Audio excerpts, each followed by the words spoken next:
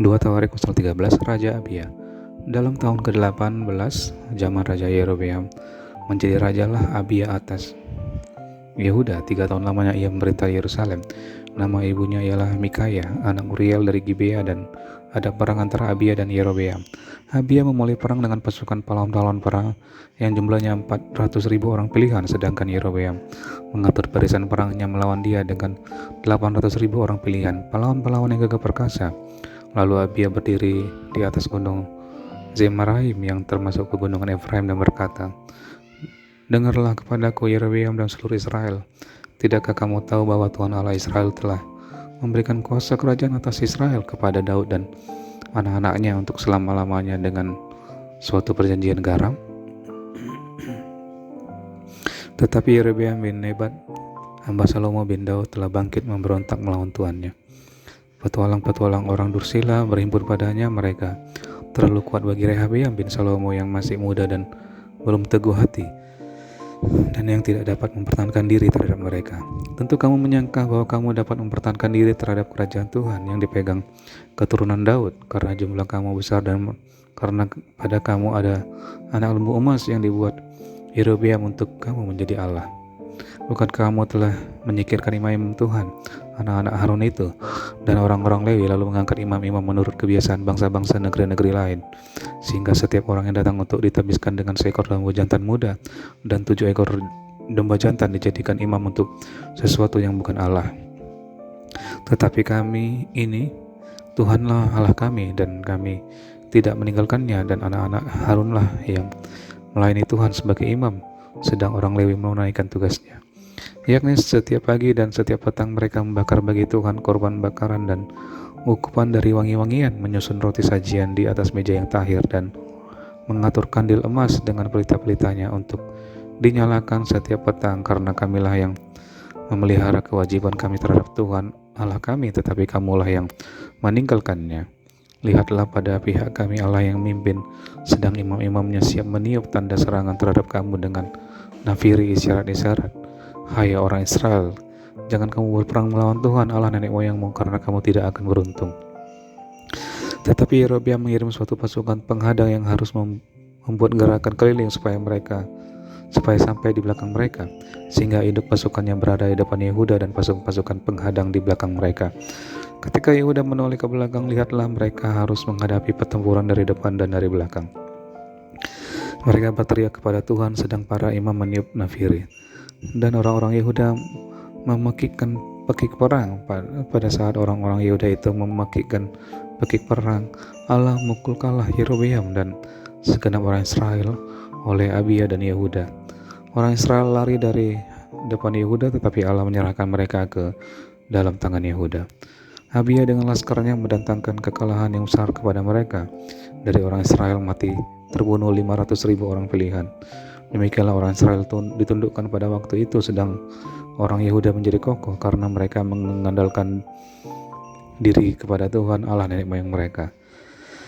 Abia mengejar Yerobeam dan merebut daripadanya beberapa kota, yakni Betel dengan segala anak kotanya, Yesana dengan segala anak kotanya, dan Efron dengan segala anak kotanya.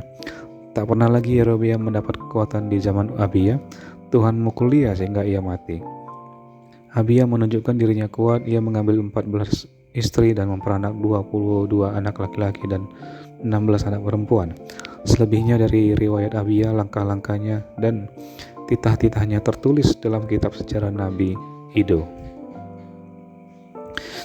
2 Tawarik pasal 14. Kemudian Abia mendapat perhentian bersama-sama dengan nenek moyangnya, dan ia dikuburkan di kota Daud. Maka Asa anaknya menjadi raja menggantikan dia. Pada zaman pemerintahannya, negeri itu aman selama 10 tahun. Ayat kedua, Raja Asa, kemenangan atas Zerah.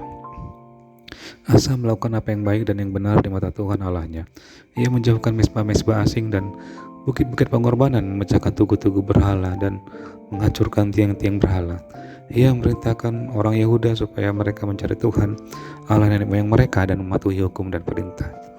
Ia menjauhkan bukit-bukit pengorbanan dan pedupaan-pedupaan dari segala kota di Yehuda, dan kerajaan pun aman di bawah pemerintahannya. Karena negeri itu aman dan tidak ada yang memeranginya di tahun-tahun itu, Ia dapat membangun kota-kota benteng di Yehuda. Tuhan telah mengaruniakan keamanan kepadanya. Katanya kepada orang Yehuda, marilah kita memperkuat kota-kota ini dan mengelilinginya dengan tembok beserta menara-menaranya, pintu-pintunya dan palang-palangnya.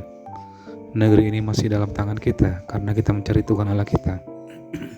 Dan ia mencari kita serta mengaruniakan keamanan kepada kita di segala penjuru.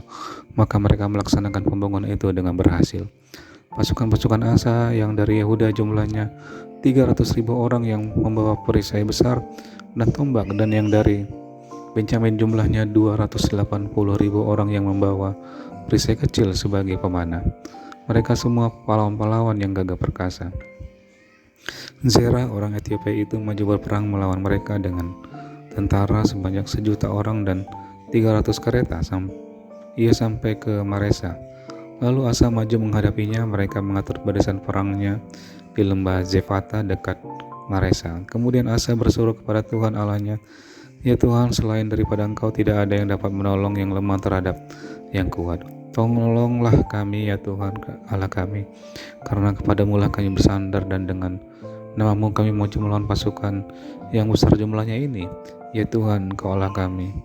Jangan biarkan seorang manusia mempunyai kekuatan untuk melawan Engkau. Dan Tuhan memukul kalah orang-orang Ethiopia itu di hadapan Asa dan Yehuda. Orang-orang Ethiopia itu lari, lalu dikejar oleh Asa dan laskarnya sampai ke Gerar. Dari orang-orang Ethiopia itu amat banyak yang tewas, sehingga tidak ada yang tinggal hidup, karena mereka hancur di depan Tuhan dan tentaranya. Orang-orang Yehuda memperoleh jarahan yang sangat besar. Mereka mengalahkan semua kota di sekeliling Gerar. Karena ketakutan yang dari Tuhan menimpa penduduknya, mereka menjarahi semua kota itu karena jarahan yang besar terdapat di situ. Tenda-tenda milik ternak pun direbut mereka, dan banyak kambing domba dan unta diangkutnya sebagai jarahan. Lalu mereka kembali ke Yerusalem.